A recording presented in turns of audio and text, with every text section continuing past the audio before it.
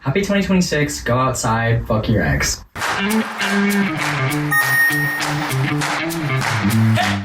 Don't fuck your ex. Don't fuck your ex, but fuck your ex. Fuck your ex. Welcome back to Opinionated. I'm your host, Julia, and today we have our very first guest on the podcast. This is Noah. Noah, say hi. Hi, my name's Noah. Noah and I have known each other for a really long fucking time. Really long time. A really long fucking time. We go all the way back to high school. Actually, my first day of high school. We met on my very first day of high school.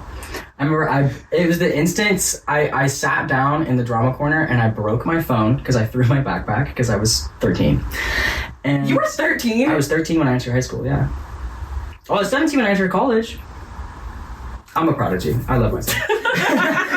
Maybe this is remembering it wrong, but I'm gonna remember it like this. But you literally held your hand out to me and you're like, "What's up? Are you a sounds like kid?" me. That does sound like me. Yeah. I used to kidnap people to make friends. Yeah, I think you literally went, "Hey, I'm gonna adopt you." Yeah, I did not give people the option. But yeah, we're still friends. We still hang out. We live in the same city still, even though neither of us live in the city that we went to high school in. I personally am pre-med, and I am not graduating technically with a degree in molecular cell biology, but I am walking. It's not their business. It's not their business. But, me personally, I like to believe I'm graduating because I did all the hard shit. I'm done. Yeah. I did all the hard shit. And I won't have to come back as much. You got your cap and your gown. Everything else is online. I have my grad pictures. We took pictures of me wet in a suit. So. We have been tearing it up outside lately because it's outside summer. It's outside summer. Go outside and get really fucking shredded. Really fucking shredded. Tan. Maybe it's because we're from California, but my soul comes back to me when I'm tan. It's the vitamin D.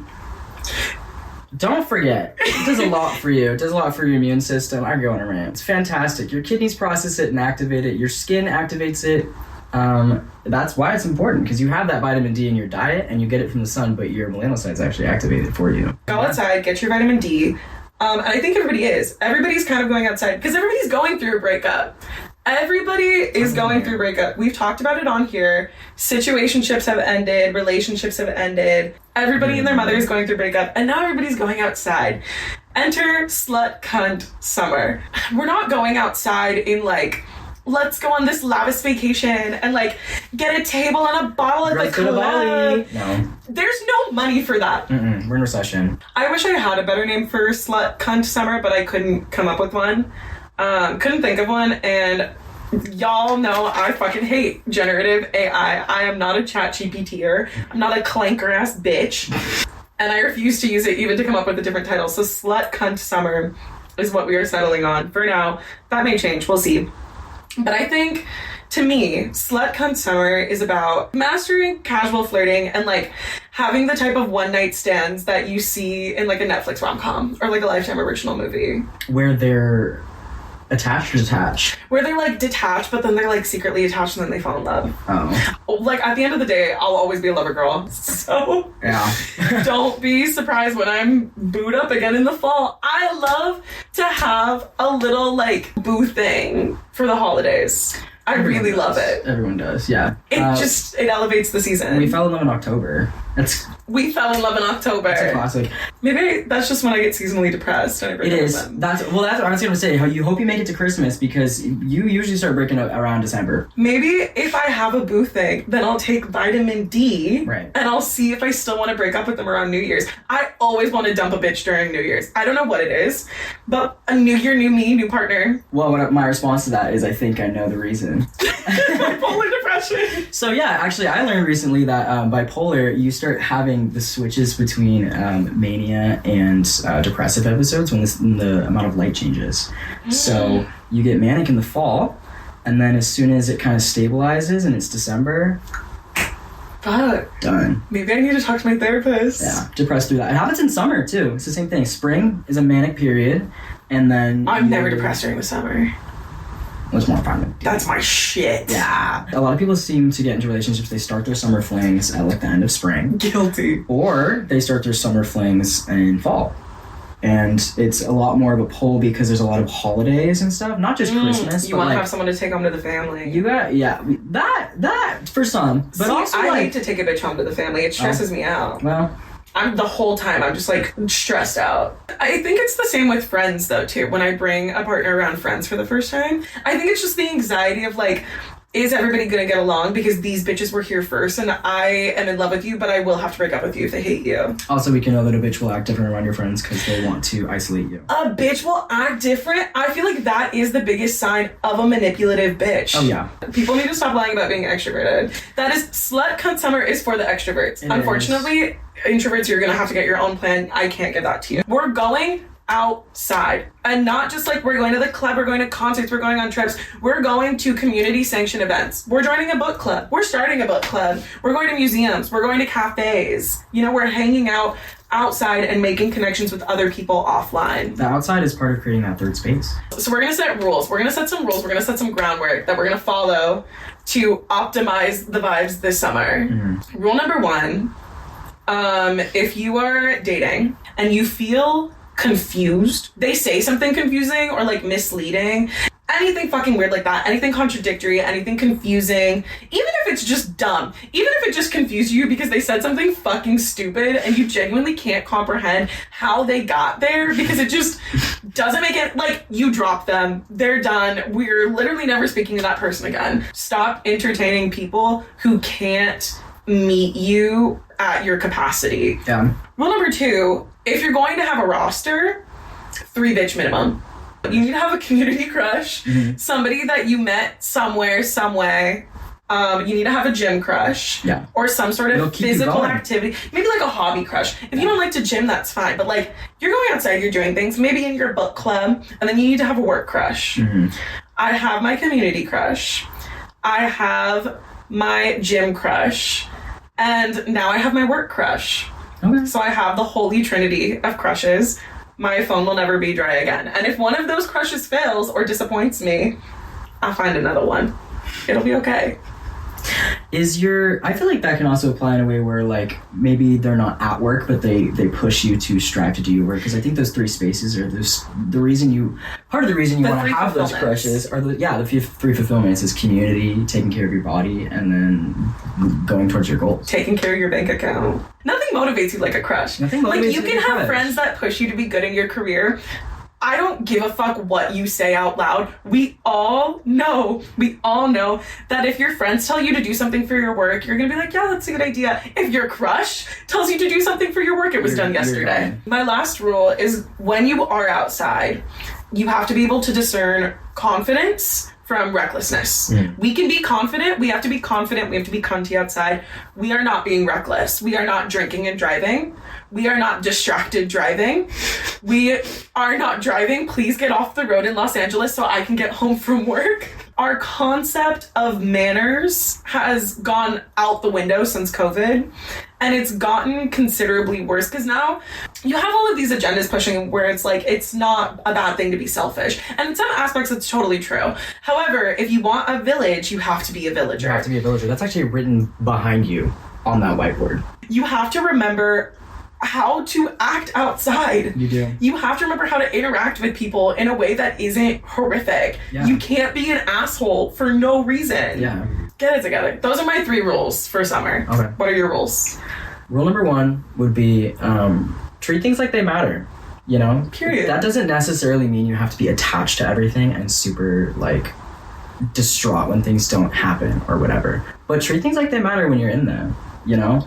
Don't half-ass fucking anything. I actually saw that on a sticker on someone's water bottle. I was like, fuck yeah. Fuck yeah. Like, fuck yeah. Sometimes the water bottle stickers go hard. Yeah. Specifically if it's on a Hydro Flask. Like, you decorated that shit in 2020 when you fucking meant it. That kind of goes into my second one. My second rule for the summer would be stop putting your romantic energy into romantic partners. Put it in your friends. Yeah. Buy your friends flowers. Take your friend on a date, not in a way where they get confused. It's still amazing to show up to your friends in, like, really deep ways without being like, yeah, bro, yeah, bro, yeah. Be for real. You know, say I love you. Say I love you to your friends. Say I love you to your friends. I'm not gonna say I love you to you. I don't think I've ever said that to you. Oh. I don't think I've made physical contact with Noah in like 6 years. No. You should be setting the bar for what their relationships look like, so Absolutely. that if they're hanging out with some dude and you're sitting there and you're like, wow, my friends treat me better than him, that's your immediate sign to be like, okay, bye. You should break up with that person. Yeah. Your friends set the bar. Exactly. Like oh my god, my friends are fucking awesome in relationships. Like, I fucking love them. Like, I don't want to date them at all, but like, they're my example for a boyfriend. They're my example for a fucking girlfriend. Like, yeah, dude, set the bar. Because then your friends won't be complaining to you about this bitch ass hoe that hurt their feelings and would not care if you lived or died, man. And it will make your life easier because you won't have to listen to that. Yeah. Sorry. I have been listening to the same fucking bitch out of his mouth since October?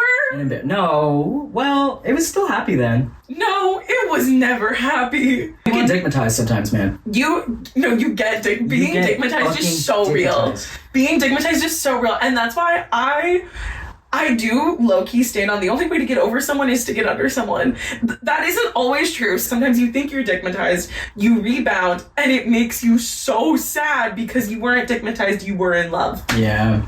Unfortunately. And then, unfortunately, no, being in love, I love is the most irrational thing that you can possibly experience. There's no explaining it, there's no planning it, you just have to live through it. You just have to live through and it. And it's beautiful. It's and it so teaches awesome. You so much about the human experience, but it's the best and the worst thing to ever happen to you. I am so grateful for every single time that I have been in love. It is a fantastic experience. I am terrified for my life for the next time I fall in love. It's not even like if I fall. I know I'm gonna fall in love again. I'm a lover girl. I'm afraid for the fallout. I'm afraid crazy. for the point in which it stops. I feel like I literally lose my mind. Yeah. My third rule does come from what we were just talking about.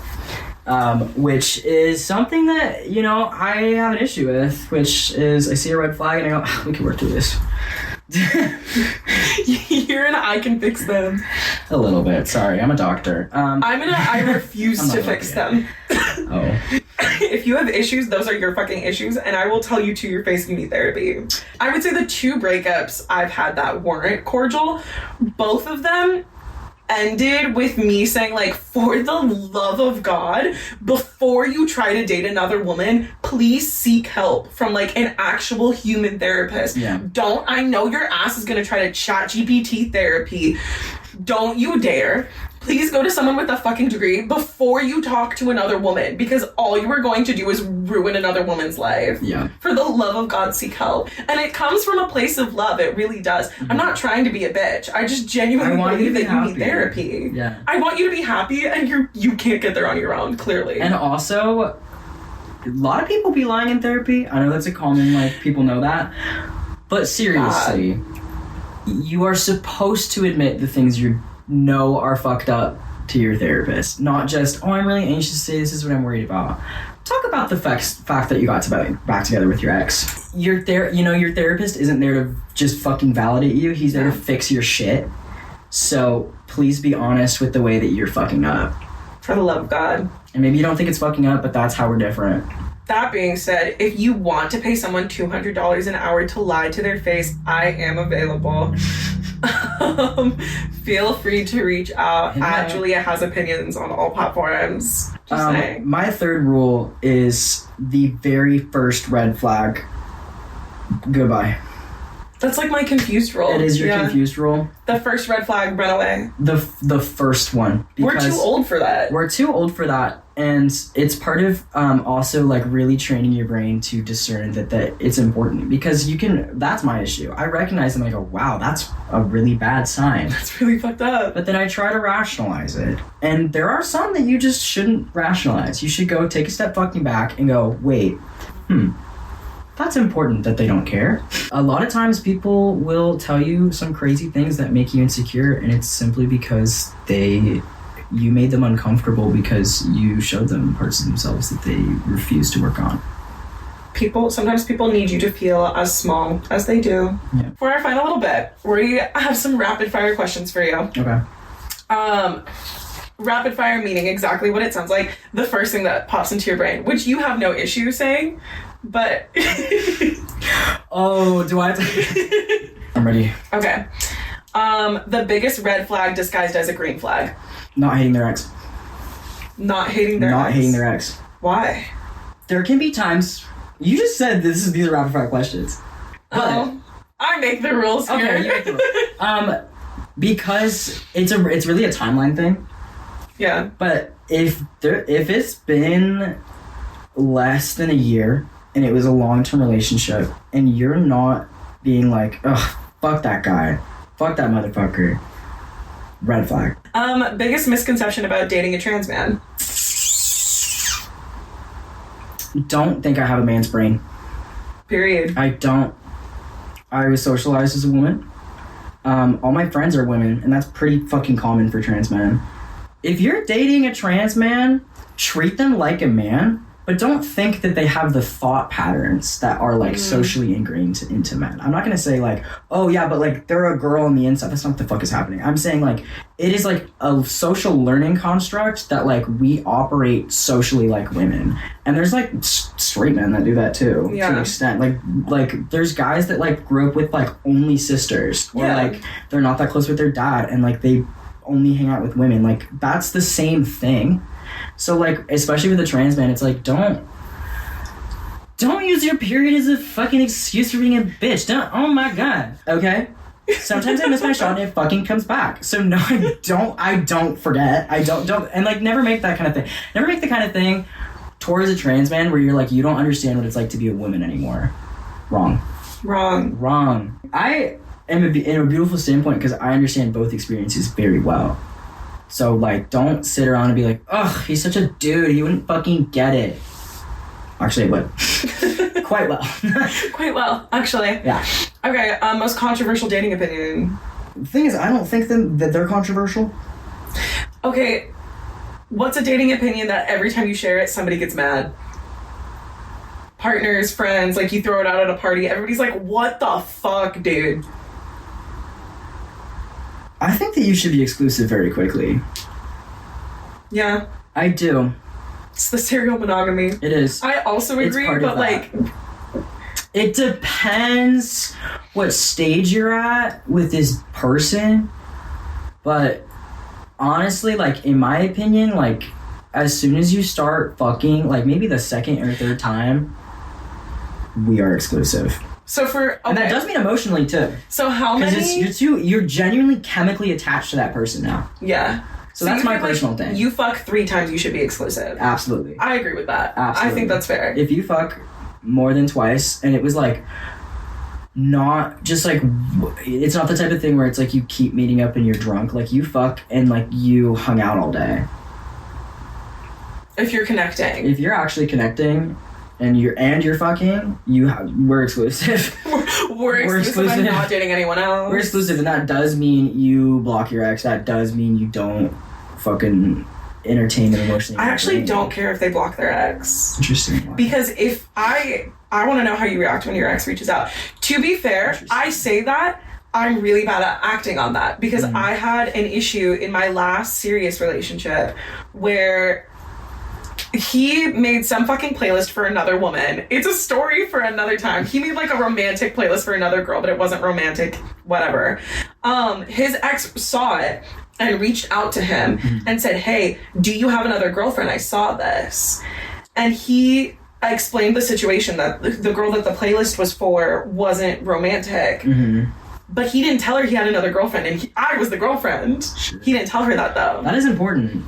Sometimes I want to see how you react when your ex reaches out to you and makes contact again. Goal for the summer, get better at breaking up with people at the first sign of being crazy. Yeah. First red flag. Again, rule 3. First red flag. Break up with them at the first red flag, because what the fuck? But yeah, no, that shit is crazy. I want to see how you react when your ex reaches out. Because if you're genuinely over your ex and you're taking me seriously, then...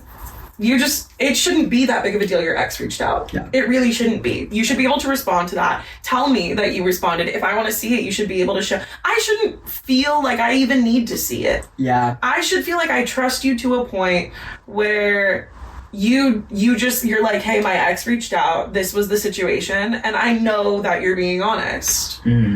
Yeah. It's hard because bitches are liars. Yeah, bitches are liars.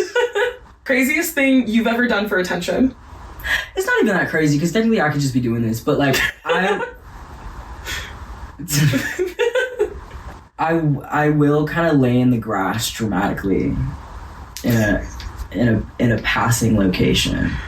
Where like an ex is gonna see you. You're just like spread out on the ground. No, I am doing it for me. Like I am sitting there and being like, okay, I'm in the sun, I'm in the sun, I'm in the sun. But in the back of my mind, like, yes, I do know that. I could be in the sun anywhere, and I'm in the sun here because I want you to see me. I'm in the sun where I know that she's probably gonna pass soon, and it worked. Craziest thing you remember me doing.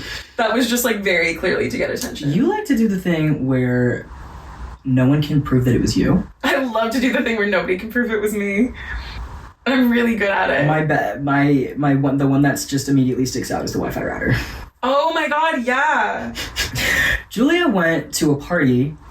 It was at my ex-boyfriend's new girlfriend's house. At the ex-boyfriend's new girlfriend's house. I'd say the sloth's house. But I didn't know it was her house when I got there. Okay. I found out while I was there that it was her house. And then in finding out, you were like, this could be really fun. So, you know how people go and they go into a frat party and they're like, what the fuck could I take off this wall? Julia goes and finds the fucking Wi-Fi router. And she doesn't steal it, but she hides it in a location where no one's gonna be able to find it, so it's disconnected and lost. Which is fucking hilarious because, one, if they decide to... And it was such a good hiding spot. I hid it under their bathroom sink behind a bunch of boxes of, like, tampons and pads. So I knew they weren't finding it. It was fantastic. Hilarious. It was one of my better ones, I think. I think about that one. And then I immediately left. Yeah. I found out it was her house. I stole her Wi-Fi router, and then I immediately left. Stole and hid the Wi-Fi router, and then was like... I was there for maybe 15 minutes. Just a good casual chaos. Yeah. I feel like it was a lot more justified because it was like right after that whole thing happened. Like we had just ended our relationship and like 2 seconds later he was dating this girl that when we were together, he would call her like ugly and annoying, and then we broke up. 2 seconds later she was his girlfriend. Just kind of how you know that they like them. If there's one girl that your boyfriend's fucking dogging on, they're doing that because they are trying to make you think that there's nothing there. Absolutely. Yeah. Absolutely. You don't have to be worried about the girls that your boyfriend is friends with. No. He's friend zoned them. Even if they're in love with your boyfriend, even if the girls that your boyfriend is friends with are secretly in love with him, unfortunately, they can be as delusional as they want. If he wanted to date them, he would, especially if you're like, well, we've only been together for 2 or 3 months and he's known her for 4 years. So he's had 4 years to date this bitch, and he instead chose to start a relationship with you like 2 months ago. You don't have to worry about her. You do have to worry about the bitch that's always around him that he can't stand. She's so annoying. She's always talking to him. Is insecurely trying to compensate. Absolutely. For the fact that he knows that he likes her. She won't leave him alone because he keeps talking to her. Yeah. She's always texting him because he's texting her back. Yeah. Those texts are not going unanswered. Okay, next question. On that note, easiest way to piss off an ex. You said this. This isn't my opinion, but this is a good response. Never, ever give them a single sign that you exist again. Literally never speak to them again. Become a ghost. Never speak to them again. You will haunt them. You will haunt them. This one's a little like mixed because it really depends on the ex. But my favorite is to be just like so nice to them to the point where it's almost frustrating. Yeah. They kill them with kindness. If you come and you say like, you know, I'm sorry that I affected you poorly and all these things and like whatever, and you make peace. Some people move on with that peace, but the exes that deserve to writhe will writhe in that. I also never hold back on like chewing a motherfucker out during a breakup. It's important to try to not be aggressive when you say it because then they'll actually listen to what you're saying instead of hearing the anger. But really telling them and actually like fully going out and being like, you did all of these things that did not repeatedly show me you did not give a fuck, and then you kept coming back and using cheap talk. Your fucking actions match absolutely nothing that you're saying to me, and like just laying it out for them like that, like really, because one, it'll hopefully push them to growth because they'll fucking hear it. They might not listen to it now, but it'll bounce around in them. And that's the tea. Okay, any closing remarks, final statements? Go outside and you'd be surprised how much a tan can make your muscles look bigger.